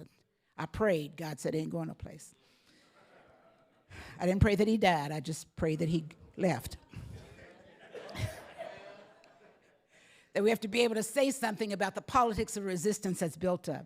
The zephyr zaniness, the yelping yarns, the excruciating exhaustion, the weaponized wounds, the voracious victimization, the unsettling usury, the terrifying threats, the scathing supremacy, the shock and the awe of the repulsive rhetoric and the quotidian quarrels and the putrid politics and the obnoxious othering, the numbing notices, the marauding mendacity, the limitless lies, the kinetic killing, the jaundiced judgments, the incendiary inferences, the long suffering that puts us in a place that we see that we can't even move, the sense our safety is gone through the horrendous hubris, the gratuitous greed, the felonious fabrications, the evocative evil, the detestable deportations, the callous castigations, the bilious braggatings, and the agonizing aspersion. Our identity is at risk because we're traumatized. Too many of us are quiet, and we are in that the crooked room from World War II, where rooms were built at a 35-degree angle. And they brought people in to see if they would come in and adapt to the rooms or stand up. Too many of us have been this way for a long time, adapting to everything around us, when God made us uniquely ourselves and we should be able to stand up. How many of you, your necks are tired, your back is tired, and you think the society is burdening you because we have not had the wherewithal to speak for ourselves or speak for anybody else? That we are existing in imposter syndrome, pretending to be people that we're not, that we have code switching down pat, that we're masking our pain, and we're becoming more and more and more and more and more sad. Toni Morrison says, how does one move from a non-racial womb to the womb of racism, to belonging to a specific loved or despised yet race-infected imagination? One of the ways we do it is because people force forgiveness. I'm a member of the African Methodist Episcopal Church. And in June 2017, when Dylan Roof murdered the 9 parishioners at Mother Emanuel, I watched as the media rushed and peppered the people with questions. Do you forgive them? So there was a minister whose wife was killed. And he said, yes, Myra Thompson's husband said, that's what Jesus would want us to do. But Tyrone Sanders, who lost an aunt and a cousin and a son, who had his wife shield his 11-year-old granddaughter as she was shot repeatedly, said, I don't forgive him. People went ballistic. How can you be a person of faith and not forgive? How can you say that? What would Jesus want you to do? So as I sat in the funeral on the dais when Senator Pinckney was funeralized, and I heard President Obama's eulogy and everyone else, and the word forgiveness kept floating around. The excuses, the pushing people to do things that they didn't need to do, the inability to set boundaries, the deepening wounds, the spiritual phantom pain, that something was missing, but they didn't have space to even say it was missing, the narcissistic denial of anybody doing anything, the manipulation, the shifting victimization, the treating a killer as a child, getting the 6th grade picture instead of the one that really represented, the faith claims, the guilting, the performative remorse, and the reframing of the incident. Forgiveness does not mean forgetting or excusing harm done to you. It doesn't mean making up with the person that caused it. It is a process. Yes, letting go of grudges and bitterness that may make you feel better, but in the long run, your wounds keep festering. And when somebody in the first place runs up to you and puts a camera and says, do you forgive? And you say yes, nobody's there with you in the dark night of the soul, when you're trying to figure out what in the world happened to your loved one. Yes. Heinrich in 2015 said, there's a process. You have an uncovering phase where you recognize your anger and then you choose to forgive. Then there has to be empathy for the offender. But there's no schedule for forgiveness. The rituals of remembrance, like you're doing this week, may reopen wounds, may trigger the grief cycle, or form an impetus toward healing. Move on, yes, but when it's ready. Stop listening to, why are you always talking about race? I thought all this stuff was over. My grandparents died trying to make sure that the race was not fronted, but it's still here because people have been forced into forgiving somebody that wasn't worth your forgiveness in the first place. Still having people say you got low IQ, or you're nasty, or all of them are, or they can't raise their children, judicial inaction and overreach, exceptionalism. I'm tired of superficial kumbaya circles. I'm tired of progressive liberalism that is fine unless the public presses you on it. I'm tired of subsidized supremacy and subversive appropriation and complexifying what forgiveness is, which is why we have to redefine what reconciliation is. Reconciliation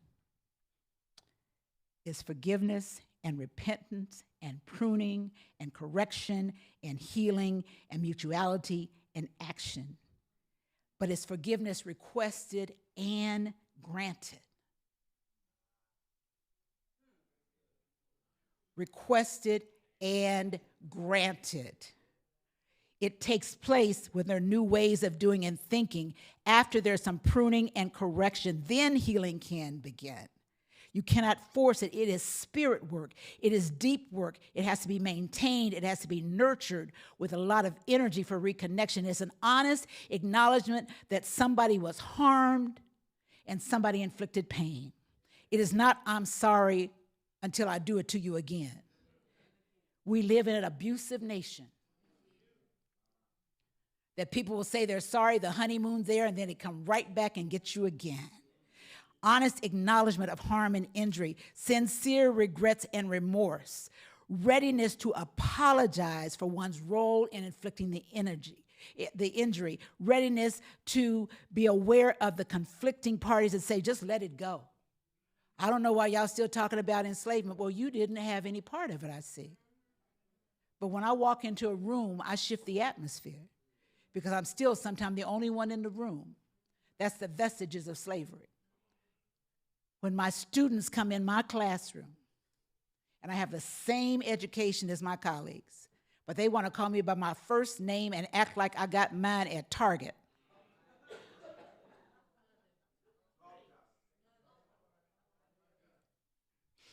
Okay.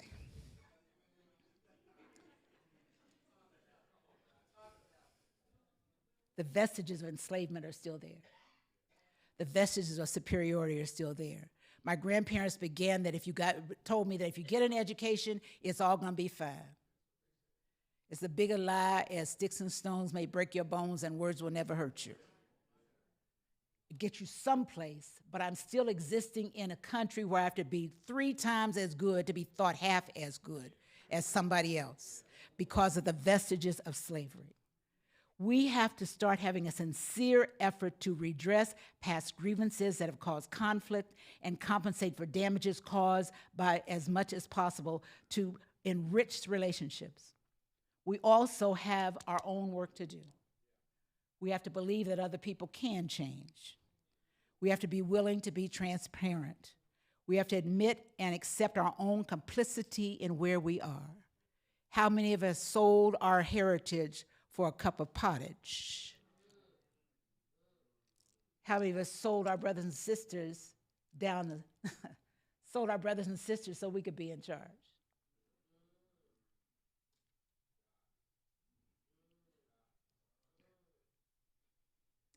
The work of reconciliation is claiming one's own voice, naming oneself. It is about liberation from powers that push down and hold back and lock out. It is about knowing the difference between empowerment, which is something I can do when I tap my own mind and heart, and empowerment when somebody else has power over me. It means that we commit to change every day, that we disrupt all those old patterns that social historically have been present. We have to confront nationalism and supremacy and do transformative work. The power of unmuted memories comes, as Patricia Hill Collins says, by coming to voice, by breaking the silence, to identify the cultural domains of power and the shackles that mute everyone. It means that we individually speak out, but we have to understand the institution and the authority we are addressing. It means that we proactively address the particularities of webs of oppression. We can talk about race all day long, but there are other things we got to talk about too. Because ism is about power over. We have to understand that sometimes, as Angela Davis says, we have to do the work even though we don't yet see a glimmer on the horizon of what's actually possible. That means that we have to talk about more than race and gender and sexuality. We have to talk about medical testing and access and surrogacy and cloning and mental health and euthanasia and racial profiling and voting rights and technological apartheid and verbal and linguistic othering and bullying and cyberbullying and elder and child abuse and sexual harassment and immigration reform and just war theory, not the one they made up in Washington because they never read anything, but just war theory and human rights, sentencing guidelines and gentrification and redlining. The biblical text has gentrification. There was somebody living in the promised land for the children of Israel got there. That's gentrification. I thought I'd drop that on the preachers in the room. I thought y'all could use that one. Sex trafficking and prostitution and rape culture, affluenza and conspicuous consumption, educational disparity and body consciousness and beauty standards, houselessness and deficient housing. When we become sick and tired of being sick and tired, when we begin to talk for ourselves instead of being spiritual muppets, when we have to stop expecting marginalized people to disregard their own emotion and save us.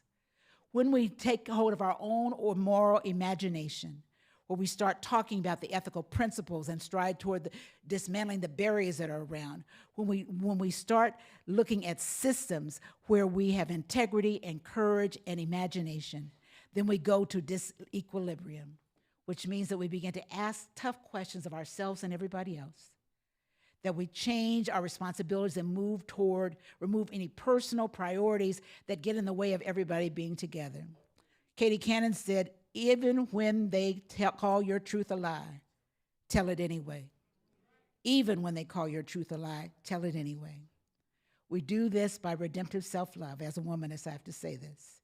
We celebrate and affirm our own self-care and our love of humanity, that we have our own agency and stop waiting for somebody else to tell you how high to jump, when to laugh, and when to turn around in a circle. Speak your own mind and stop letting people put words in your mouth or hijack your thoughts or silence your beliefs.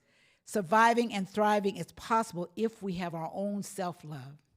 We have to critically engage what's around us. That means we have to think. We have handed over our thought processes to other people. The bots are running us because some people, we're dealing with AI where I am. You probably don't have that problem here, but we're dealing with AI here. Where I have 30 and 40-year-olds that cannot write a whole sentence. They have stopped thinking. They refuse to read. Knowledge is just what this administration wants. The dearth of knowledge is there. We have to start reading and stop being ahistorical and not just go to the museum, go to houses. Talk to your elders. Talk to your elders. Record your elders before they stroke out and can't talk to you anymore. Stop making fun of people that have been some places you're not good enough to ever go in the first place. Get the information that you need so we can go forward together. Work on true forgiveness and reconciliation. And then there's something that Prathia Hall called freedom faith. It is the belief that God wants us all to be free and empowers us in the struggle regardless of the cost, which means that our freedom has to cost us something. And maybe it means giving up power. If you're a person that always has to be on the mic, always has to be up front, always has to tell the story, you are not about freedom, you're about manipulation and control. And please stop saying that children are the future. I love Whitney. But Whitney gone. Some of you used to be children. And you had ideas when you were children. And were mad at the adults for not letting you do it. Now you turned into the adults that you criticized in the first place. The children are here, and some of them, I think there's some in the biblical text about the little child shall lead them. It's in the book someplace. It's not Sunday, but it's in the book. It's in the book. Listen to more than people that have gray hair. Listen to more of the people that have money. Listen to more of the people that have education. Listen to people. I find as a pastor, as a minister, that the people that have the most faith are not in the sanctuary on Sunday morning. They're the ones that are trying to figure out which doorway they're going to sleep in at night. We have given up on that. We have creature comforts, but we don't comfort creatures.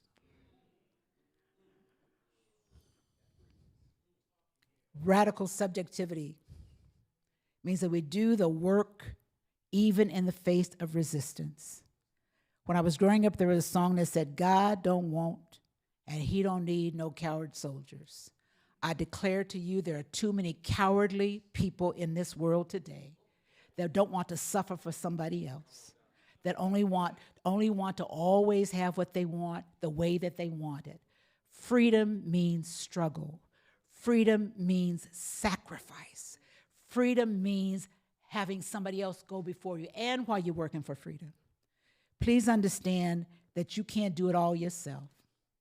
I learned in the 60s and 70s, I told you I was old, that we had a vote at Central Missouri State University in Warrensburg, Missouri, that when we were trying to desegregate things, they said somebody has to graduate. They voted and chose me. So I was the one that raised money, did the flyers, and got people out of jail. There are also times that we kill ourselves by thinking we have to be on the front lines all the time. The way that justice work is, you work as long as you can and step back and let somebody else do it. The other thing is, don't get upset because you want to work on sexism today and somebody else wants to work on housing. That doesn't mean they don't like sexism to work on that. It means that's not their priority right then. There's enough injustice to go around that y'all don't have to cuss people out because they don't show up at your rally. They're doing something else. Okay, wait a minute. That's not on the paper. Let me quit, because I think I got 5 minutes, right? Thank you. I told you I'm gonna get carried away. We have to learn to unmute our memories. We have to learn to refuse to live in boxes constructed by somebody else's self-hatred. We have to stop micromanaging the hatred of somebody else's melanin. We have to be able to accept the crumbs sometimes, and other times God will give us a feast. We have to guard our thoughts from intellectual theft. We have to push back against generationally perceived power.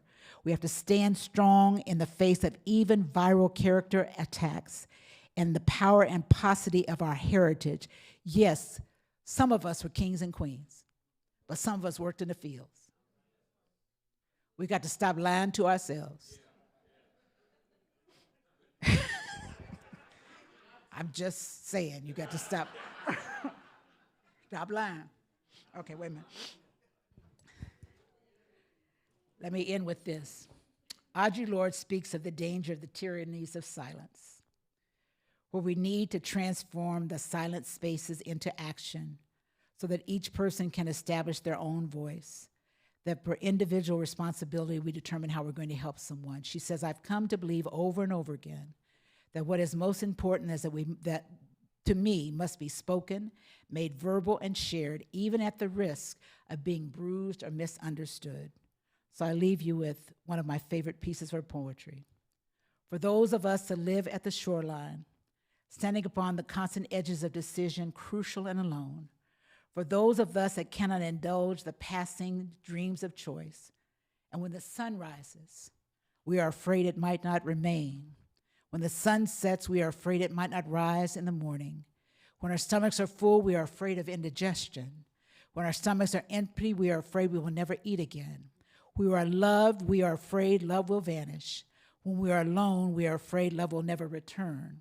And when we speak, we are afraid our words will not be heard nor welcome. But when we are silent, we are still afraid. So it's better to speak, remembering we were never meant to survive. Remembrance is resistance. Forgetting is consent. It's time to speak up. Thank you.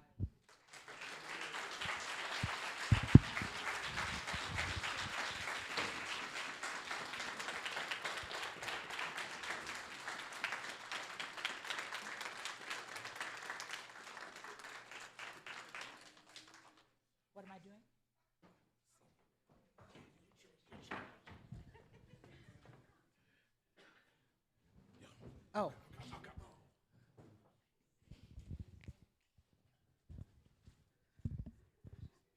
I was being calm tonight. I just want y'all to know that. I was being calm because I'm visiting. But if you come to my house, we can chat. You're only a guest once, so next time we're family. Okay. Can we please give Dr. Fry Brown another round of applause?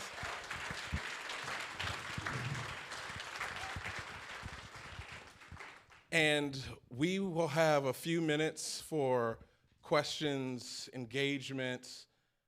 There should be some individuals walking around. Dr. Becker, Kurt, will be able to take questions if you write them down. Those of you that are following online, we do have individuals that are monitoring the chat on YouTube. If you have questions, and just to begin, I just want to thank you again for that stimulating call, charge, all of the above. And over, I heard you return to the notion of the voice, right? The voice needs to be unmuted. The voice needs to sing. The voice needs to find its song. Just curious, in this day and age, where and how are you viewing the spaces in which we curate our songs, right? Is it with online, social media, the types of shifts and demographics that are taking place in congregations, everything that is society, right? So is this training, this song preparation, is this, because you also talked about the rhetoric of community. So could you say a little bit about how you're seeing like the spaces and places where we're curating into a choir or if this is solo work? So my doctoral work is in religion and social transformation, and so I work with Dr. Harding. One of the things he made very clear is that you have to have individual transformation before you have community transformation. And so it's a lot of interiority. You have to do a lot of interior work on finding the timbre of your voice and how you want to express it. If you can't vocalize it, then maybe you are an artist. If you can't vocalize, sometimes when I'm writing a sermon, I don't get anywhere. I just get up and dance. I can still move. Don't sleep on that. I just get up and move around. I think that the difficulty is, I think we misapproach, in the 80s when we moved to the I generation, that's not what I'm talking about. I'm talking about understanding the particularities of who I am, and I'm an introvert, a raging introvert. I can be alone for years and not give 10 about, they used to call them hermits, but now they call them introverts. But while I'm there, I'm reading, I'm observing, I'm doing history, I'm testing out things, I'm writing things, I'm listening to all sides of an argument. This is another place I should have said. Sometimes we only listen to the people that agree to what we agree with, but you have to listen to the people that do not. This is not to embarrass anybody, but growing up, there were people that came to the house on Saturday to talk about their faith. And I came to understand those are the bravest people I knew, because at least they knew about my faith so they could challenge it. Too many of us would slam the door in their face because we don't trust our own faith. And so I had to I had to start thinking about, what does Teresa really believe? And also gave me a chance to salve some wounds along the way. Because there's nothing worse than spreading venom all over people when you go out. Yeah. Right? And then understanding that sometimes the people that can be my associates are not just like me. Why do I want to be with somebody that thinks just like I do? That bores the hell out of me. That bores me to, that bores me to no end. So I forgot what it was. So I engage people from different places. When I say talk to children, I engage people from all different kinds of generations because they all have something to give. Because if we're all living together, I don't think one group can tell me what to do. So I listen to children, I listen to young adults, I listen to people. My kids make sure that I'm up on everything having to do with generative AI and everything else, but all those all the platforms, because I want to hear where people are. And then it also helps me to ask the question, how in the world could you believe that? How could you believe that now, I taught anatomy, since you asked the question. I taught anatomy for like 15 years. You don't have major blood vessels in the helix of your ear. So I'm sitting there thinking about, how do people think that somebody got shot in the ear and all that blood came out? You don't have a major blood vessel there. And so I wanted people to take anatomy so they wouldn't believe that. Okay. So it's the helix of your ear. This the helix of your, there's not a major blood vessel. It's not your aorta. It's a capillary. Okay. But anyway. Science. And so I read science, and so I read all kinds of disciplines because I want to be informed. Because I think that our brain is so magnificent. Why do we just let pieces of it work? And the other part of it is because in my family there's certain kind of mental things, Alzheimer's and stuff like that. So I try to get everything in now. And so I'm constantly reading. And so when I do that, I can have conversations with anybody about anything. And I think that's the building of a community, not that everybody thinks alike or reads the same thing. Pray for me, I'm a season ticket holder for the Falcons. Now, you know I have to love God, because the Falcons just been trash for years. But I also know soccer. I sit and talk to people so that I know those kinds of things, but I also learn to listen. This is something that I think we all need if we're going to do justice work, is listening gives us more information than our talking. Not listening to answer, but listening to understand. And it also helps us cut down on stereotypes when we listen and learn to listen in between the lines. That's how coalitions are built. So that traditional communalism comes from respecting everybody as an individual without labels that we put on people all the time, or misappropriation of a biblical text that has nothing to do. I've been in ministry for 43 years, and when I try to tell people that women be quiet in church is not in the biblical text, but that's what they believe. So now I want to talk to them about why you believe that. For 6 years, I was the chair of the Sexual Ethics Discernment Committee for my denomination. People think that our discipline says that we hate homosexuals. They don't say that, but people can't read. What people want is information, and they want to be able to argue about it without killing each other. And so that's how that traditional communalism is, that you listen to people and you're able to talk with people, and as Ville says, to hear somebody into speaking. That's how traditional communalism comes up. So it's able to discern who you're talking with, but also in social media, you asked me that.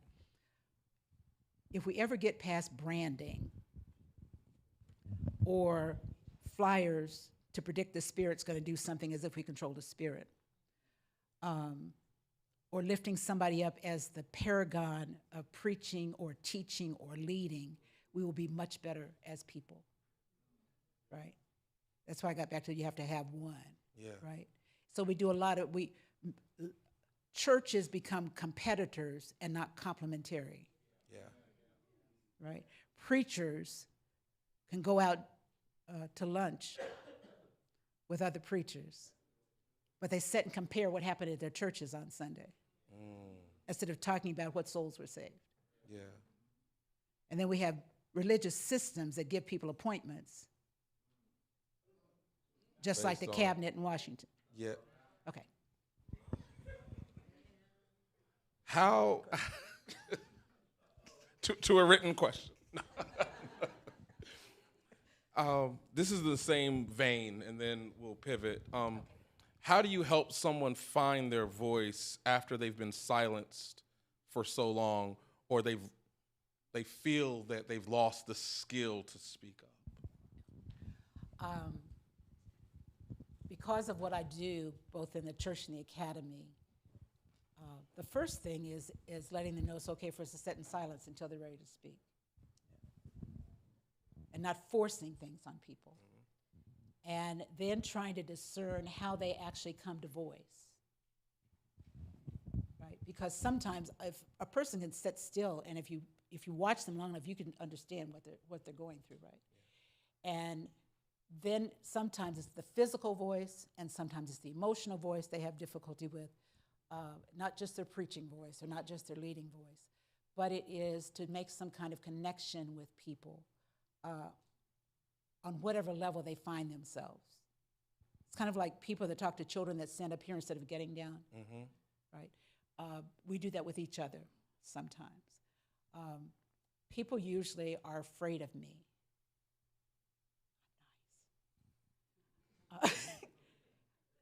And what they told me is the reason they're afraid of me is because they don't understand how I achieved what I've achieved. So they will sit back and not talk to me. And then once we start talking, they'll say, "You're a regular person." I said, "Yeah." I think that we set up images of people that we need to work through as they work through theirs. And that's how we start communicating, right? Yeah. Labels are killing us. Okay. Labels are just killing us, yeah. Thank you. I have a clarifying question. When you alluded to autism and ADHD diagnoses, Wait, what did I do? You alluded to at times when some medical professionals will identify someone, a young person that is doing something ahead of schedule and reflexively. Oh, I was going to say, I know I did not use the word autism. Now, I don't remember a lot, but I No, know I was going to say. Need some more drugs. That's the wording from the question. So this is more of a clarifying question. All right, so ask the question again. All right. So this is a clarifying question about when you were speaking about reflexive diagnoses of Black and brown children. Okay.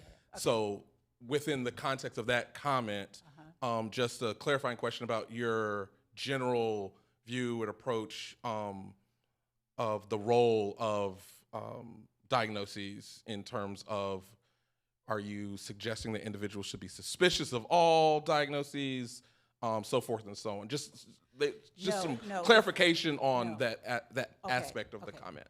That would not be my nature at all. Having been a speech-language pathologist and working with children, at the time the word was multi-handicapped, I had a caseload of 500 students that had all kinds of diagnoses. I have now, with the new classification of students, the neurodivergent and all the other kind of classifications, I take people whatever they say they have, and if my students present something or tell me something, it's my job as the academic dean to work through that and make sure they get services that they need. I do understand that there are more people who do not have a diagnosis, who part of their acting out may have been understood more if somebody had tested or given them a diagnosis than not. And so I don't even use the term on the spectrum. When my students say that, I hate that. That to me is that old labeling. Okay. And because growing up, because I didn't talk a lot, so there were people in the community that labeled certain things and said I wasn't going to amount to anything. So I think part of my striving is because I want to prove them wrong, because that's just what Aries people do. And but I would never. I do not recall me ever saying, not just tonight, but because of my sensibilities around how Black and brown children are misdiagnosed. My 4-year-old grandson had his 4-year-old checkup, and my daughter is a principal at a middle school. So she works with all kinds of children, and I work with adults. My 4-year-old grandson loves dinosaurs. So when they were doing his eye test, they asked him what shapes he saw. And my child said Brachiosaurus, pterodactyl. So he's naming all the dinosaurs in the phylum, right? My daughter calls me and said, please talk to your grandson because I'm afraid they're getting ready to say he's a little black boy who doesn't recognize shapes. So I said, JD, why don't you, I don't feel like saying the shapes today. I think they need to know about dinosaurs. Yeah. So her even being aware of that, that then it became a 4-year-old little boy because she understood in her doctor work that black boys start being labeled when they are 3 and 4 years old. Right. And that was her big fear. So I had to talk her off the wall with that. And then the pediatrician came in and said, we'll worry about it when he's 7. Right now he's a precocious little boy, and so they want to test him, like they had to test her to see if he's off the charts. So yeah. No, and that was my understanding Okay. of the disproportionate types of diagnoses of black and brown children, sometimes under and sometimes hyper diagnosing. And we do that with adults also. I sit on search committees. Oh, I'm sorry. I do that also with we do that also with adults. I've been on enough search committees where from out of the blue, someone will say, what did you read last? And if the person being interviewed does not say the genre and type that that person's asking, then all of a sudden they make a decision about whether or not they can fit, right? Yep. So I told him once, I said, so I started naming every black novel I'd ever read in life. And they didn't know any of them. I said, oh, well, maybe you Don't have fit. a reading deficiency. But anyway. This is another question from the audience. What is the role of the small C church in the transformation that you've implored? And great lecture. Okay. Since the majority of churches in the United States are under, 75% of the churches, 85% of the churches in the United States are under 75 people. Yeah.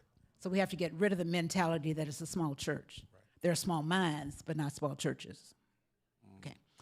And some of the most transformative work I know from my years in ministry, but also in teaching, some of the most transformative work is done in those small rural churches that don't have, they don't have a musician, they don't have bathrooms, they never met a microphone for people to suck on when they preach, and they don't have any of that kind of stuff, right?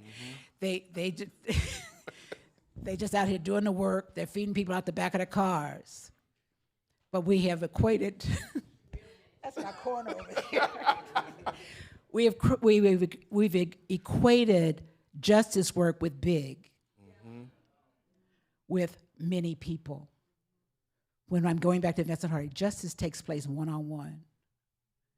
And so I would love for people to get over the mentality that I'm a small church and I can't, because you found ways to. And a big church is just a whole bunch of small churches meeting in the same location at the same time anyway. Amen. Okay. Thank you. Do you need to see? Do you Do I see what? a need for African American? No, I'm sorry. I'm trying to. This looks like I wrote it. Let me read it. Yes. Do you see a need for African Americans to improve interpersonal respect for one another within the church and teach African American history in Scripture? That's my life. Everything that I do is from a cultural imperative. It is from, I think that we identify, we understand better anything when it's taught from our perspective, which is why I'm a womanist scholar. I can preach as a black woman, I can't preach as a black man. I can say things that black men can't say. They can say things I can't. I can't preach as a white woman. I can't teach as a white man. Even though when I was in seminary, that's all we ever read. So that's why I'm into cultural imperatives, that whatever in your cultural context, it doesn't mean I hate your culture. It means that I understand better because I have a point of view. My hermeneutic, my interpretive lens is based on who I am and the fullness of my culture. And so, yes, I think that's not, I don't go to a church that has a white Jesus. I preach in churches that have white Jesus, but my church has a black Jesus because that's what the people are, right? And so I teach at a school that has 43 denominations, and we have a space for everybody to express themselves for who they are. And I think that God did not make us one. That's why white nationalism just is so crazy to me. I don't see anywhere in the biblical text that a race is assigned to God.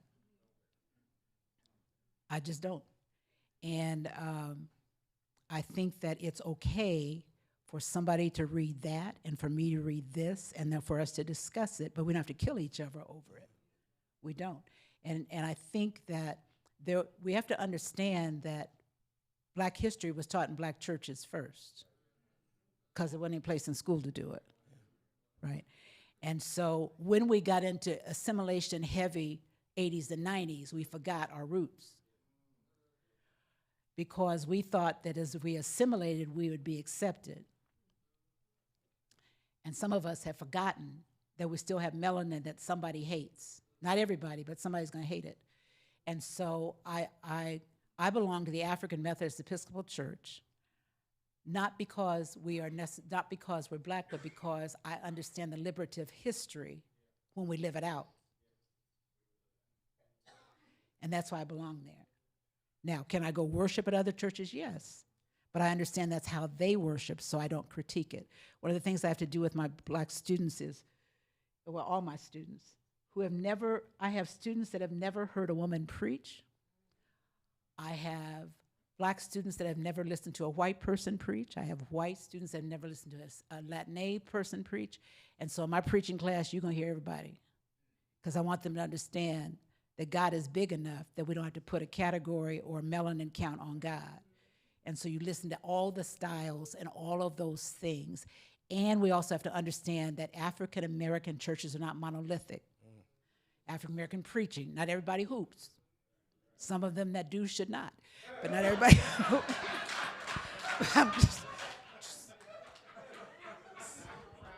At my house, it's almost 10 o'clock. It's almost 10 o'clock at my house. Okay. Right. And so, yes, I think the cultural imperative and the hermeneutical lens in which one operates is critically important. And we would get rid of pretense if we understood that we all have our own hermeneutic, that the culture is who we are, everything about us, what we eat, what languages, and there's no such thing as a multicultural church because there's one Black person and one white person. Every church is multicultural. So people have to understand that. This whole room is multicultural, right? So on Sunday morning, I always preach in multicultural context. So that's why we have to watch cross-racial appointments because we have misnamed them. But anyway. You didn't ask me that question, but it came in my head.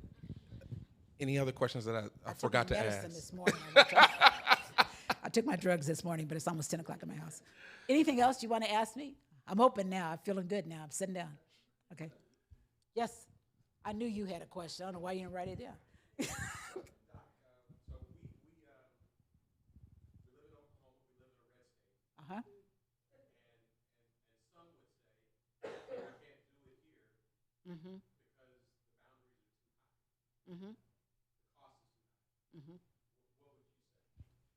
Have you been to Georgia? Before you respond, there's a question from the audience. Locating.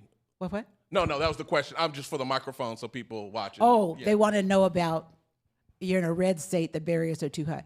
I grew up in Missouri, which is a compromised state. They didn't have sense enough to understand if they wanted slavery or not. Okay. There are pockets in every state where I don't even know if they know what color is going on there. I think the key to boundaries, again, is history and education. That sometimes people continue, when I listen to people who support the current regime, some of them are saying what they heard and not what they know, right? Some people will tell you they voted a certain way, but you don't know what happened when they went in the booth. And so I think that the education about issues and about voting does not take place 2 weeks before an election. I think that we go back to what we did in the 40s, the 30s, 40s, and 50s, that we do constant voter education, constant discussion, constant arguments, constant debates about what is going on. Because once you get in the vote, it's like, how many AMEs I got? It's like when you're at General Conference in the Methodist system. I'm retired, and I got a retirement. Go ahead and tell it. Emory, I have retirement at the job I have now. I ain't worried about the other one. They owe me nothing, I owe them nothing. And so people will tell you how to vote. But when you got that little thing in front of you, unless you got your screen all up because you want to be seen, nobody knows how you vote. So if you educate people and talk to people and talk through the disagreements, the only boundary is the ceiling that we set, right? And so in Georgia, Brian Kemp would not have defeated Stacey Abrams if 600,000 Black and Latinx people had gone to vote. No way, right? Things are flipping in Georgia because there's a constant voter education, not to say vote this way, and to teach people that the flipping does not come at the presidential or Senate level. It comes down here in public service and school board. And that's what has happened. That's how things get shifted. When you look at what's important, right? The president doesn't care if my lights are out.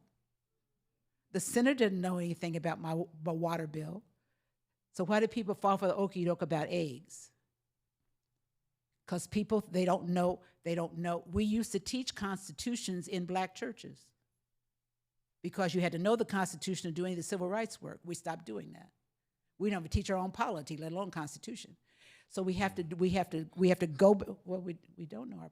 Oh, I'm sorry. I got carried away again, didn't I? You're just rocking out with me.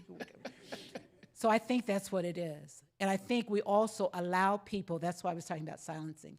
We allow the people with the loudest voice to tell us what we don't know and what we can't do.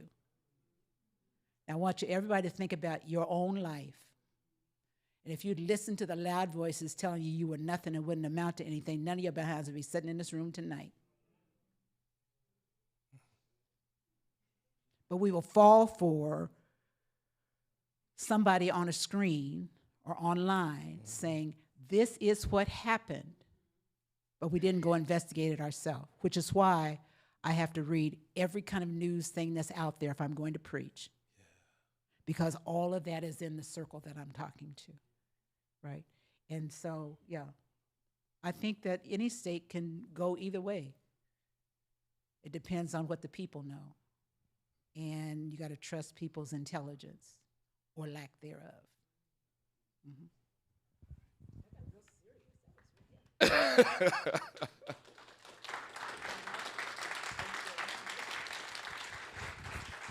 Sherry's leaving, so I think I'm done now. When a Black woman picks up her purse, you know it's time to get up out of here. She picked up her purse. We can ready to go now. I would ask everyone, again, please give our speaker a round of applause. God bless you.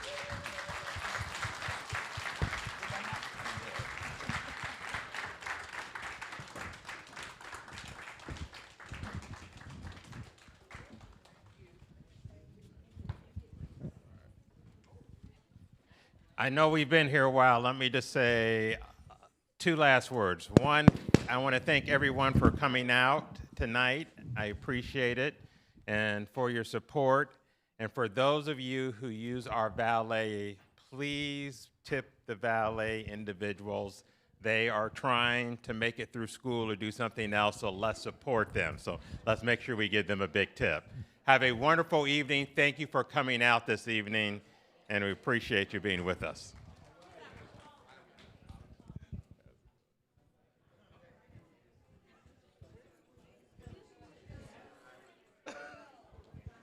Oh, you got a circle. I got a sticker, so we're ready to get the book. Holly, where's Dr. So as soon as you go out, the registration table, they should have something there for you. I'm sorry, excuse me.